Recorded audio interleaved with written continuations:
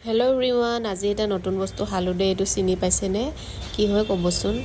আৰু ইফালে গাহৰি মাংসটো বইল কৰি দিছোঁ। এয়া গাহৰি মাংস অলপমানে আনিছে তো বইল কৰিছোঁ, আৰু ইফালে সেইখিনিও বইল কৰি লৈছোঁ। তাৰপিছত আৰু মাংসটো প্ৰথমে ভাজি লৈছোঁ, গাহৰিখিনি অলপ ৰঙচুৱা হোৱাকৈ পিঁয়াজ দি পেলাই, আৰু অলপমান আদা ৰচুন দিছোঁ, জ্বলা এনেকৈ দি পেলাই এনেকৈ ভাজি লৈ বনাই আছোঁ। আৰু তাৰপিছত আৰু এইখিনি দি দিছোঁ, কৈ দিওঁ আৰু মই সেইটো হৈছে চেংমৰা। আজি নতুন বস্তু খাইছোঁ, বনাইছোঁ।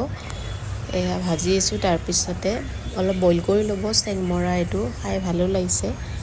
এনেকৈ বইল কৰি অলপ ঢাকি সিজাই থাকিব বস্তুটো। এয়া অলপ হৈছে আৰু প্ৰায় এয়া মোৰ হৈ গ'ল চেংমৰা গাহৰি। খাই ভাল লাগিল। আপোনালোকে খাই পাইছে নাই কমেণ্ট কৰি ক'ব।